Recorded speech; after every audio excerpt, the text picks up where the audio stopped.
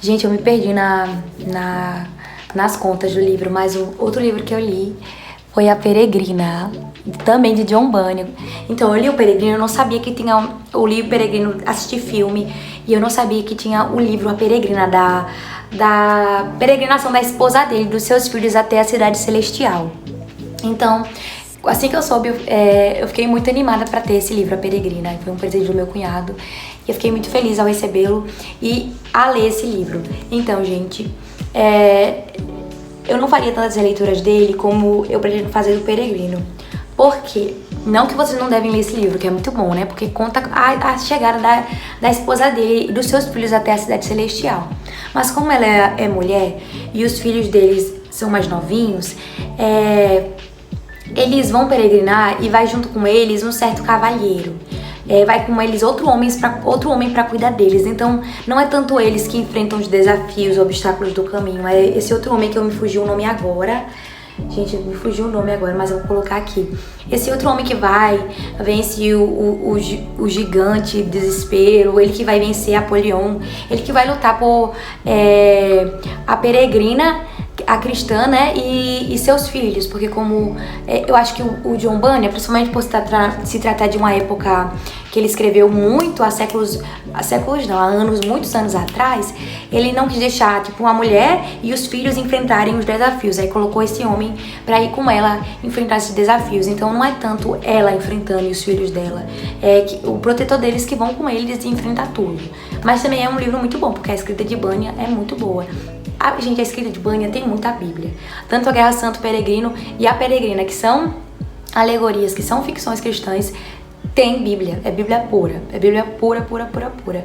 Eu acho que foi Charles Spurgeon que falou que pelas veias de Bunyan fluía a Bíblia. Porque ele sempre fala da Bíblia. Em cada página ele traz versículos bíblicos, ele traz ali contextos bíblicos, então também é muito bom. Outro livro que eu li, que também é bem pequenininho, é As Sete Igrejas do Apocalipse, que foi do pastor Cristóvão Alves. Ele é um pastor bem pertinho da minha cidade, e ele foi pregar e depois ele tá vendendo os livros dele, e o meu pai comprou e me deu esse livro pra mim, que é um estudo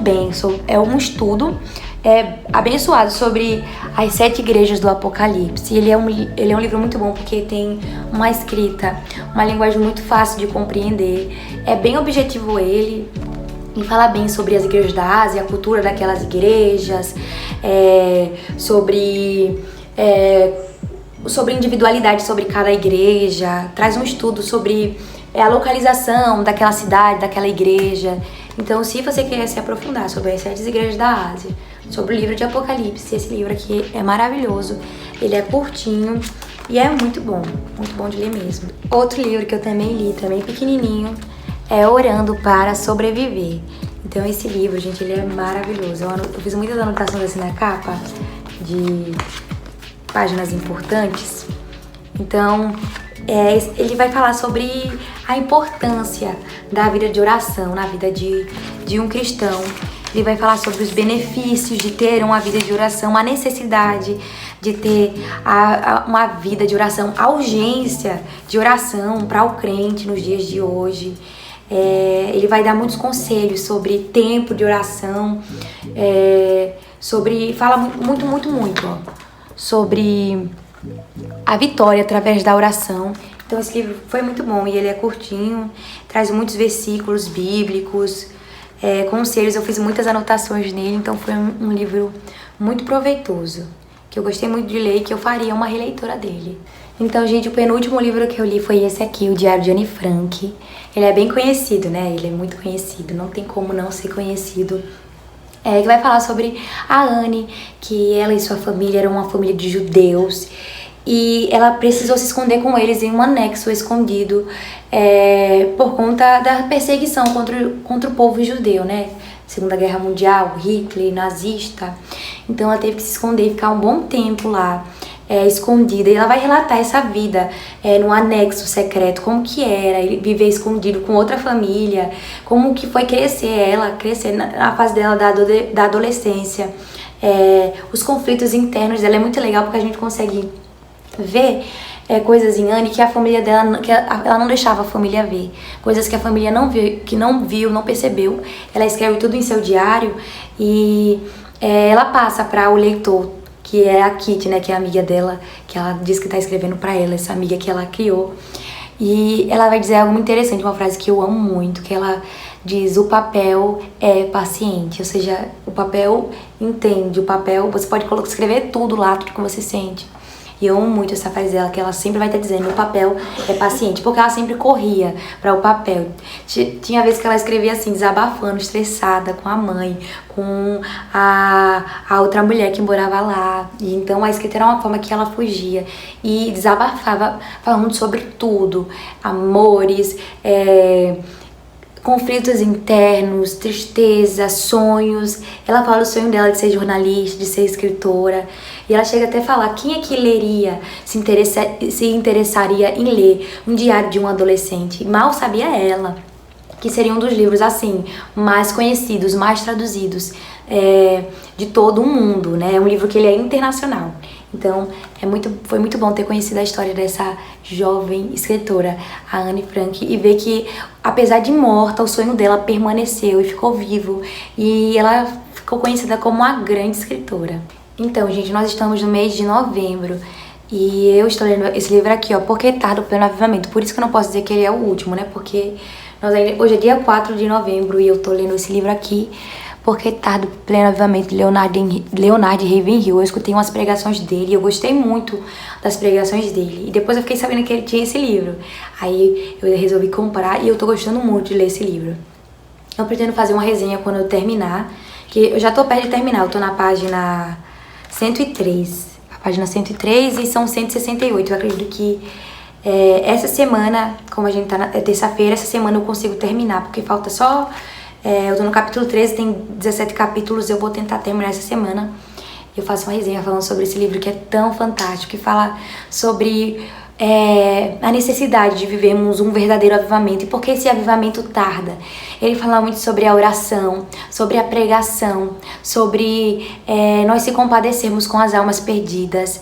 Ele fala muito sobre negligenciarmos a oração, as lágrimas, sobre a verdadeira oração, sobre o verdadeiro cristão. Ele realmente é um livro que confronta, que nos faz chorar, que nos faz pensar: nossa, que tipo de cristão eu tô sendo? Eu preciso mudar. Então ele é um livro muito bom que todo cristão deveria ler esse livro, Porque Tardo o Pleno Avivamento, desse tão grande pregador, Leonard Ravenhill. Então, gente, pra terminar, como nós ainda estamos no início de novembro, eu pretendo ler esses 2 livros antes que o ano acabe, né? Talvez dê pra eu ler mais outro, mas eu falo pra vocês. Mas eu acredito que vai dar tempo. Como eu já tô terminando Porque Tardo o Pleno Avivamento, o próximo que eu quero ler é esse aqui, A Cultura do Jejum, de Luciano Subirá. Eu confesso, gente, que eu tenho muita dificuldade com o jejum. Então eu acredito que esse livro vai ser um incentivo e eu creio que ele vai me ajudar muito.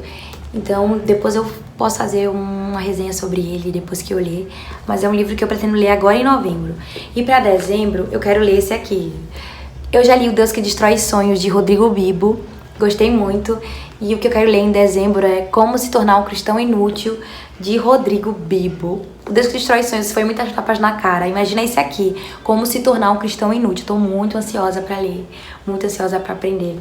E ele é muito lindo, gente. A capa dele é perfeito, tanto dele como O Deus que Destrói Sonhos. Deixa eu pegar aqui O Deus que Destrói Sonhos. Olha só como esses 2 são lindos, ó. Rosinha, O Deus que Destrói Sonhos eu já li, muito bom. Depois eu posso tentar fazer uma resenha dos 2.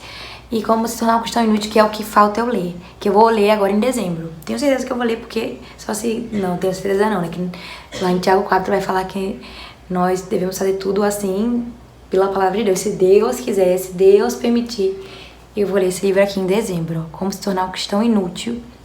Esses 2 é os que falta eu ler esse ano. Se caso eu conseguir terminar esse mais rápido e conseguir ler esse mais rápido, eu tenho mais 3 livros que estão pra chegar. Aí eu vou gravar até pra vocês abrindo eles. Mas é isso, gente. Esses aqui foram os livros que eu li até agora, em 2025, que eu tô lendo. E os que eu pretendo ler. Esses livros aqui, maravilhosos, gente. São esses livros aqui. Então vocês aproveitem como indicações Todos eles são maravilhosos, gente. E falando do mais importante, né, que é a Bíblia. Pelo amor de Deus, nós temos que ler a Bíblia. Não adianta você ler vários livros, livros cristãos, mas não ler a Bíblia. E eu vou falar pra vocês até agora os livros da Bíblia que eu li, né. Eu comecei a ler no final do ano de dezembro, Mateus, mas eu não terminei em dezembro, aí deu continuidade em janeiro. Então, tá aqui os livros que eu li. Eu gosto de marcar aqui, gente. Eu já li a Bíblia toda, graças a Deus. Aleluia. Uma vitória que só Deus nos dá. E o Espírito Santo. Eu li na Almeida. Aí eu resolvi agora esse ano ler na King James. Então eu tô fazendo a releitura da Bíblia esse ano. Então eu li aqui o Novo Testamento novamente. Porque na Almeida eu também comecei pelo Novo Testamento. E terminei no Antigo.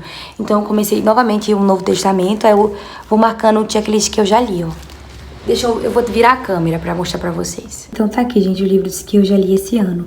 Como eu falei, eu comecei a ler Mateus em dezembro, mas não terminei. Então em janeiro eu continuei, aí li os Evangelhos, Atos, as epístolas de Paulo, as outras epístolas dos outros apóstolos.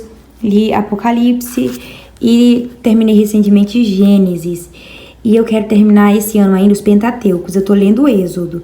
Então eu pretendo terminar Êxodo e Levítico agora em novembro. E em dezembro, se Deus quiser, Números e Deuteronômio. Porque eu já começo o próximo ano lendo Josué para terminar a Bíblia todinha nessa versão King James. E a próxima leitura que eu quero fazer é na versão NVI. Que vai ser a terceira leitura bíblica que eu irei fazer. Mas eu li 27 livros, no caso do Novo Testamento, até agora nesse ano, com 28 Gênesis, e pretendo ler mais esses aqui até Deuteronômio. Então, gente, é isso. Leiam a Bíblia, leiam livros, busquem conhecimento, seja um cristão inteligente, um cristão informado. Um beijo e até o próximo vídeo.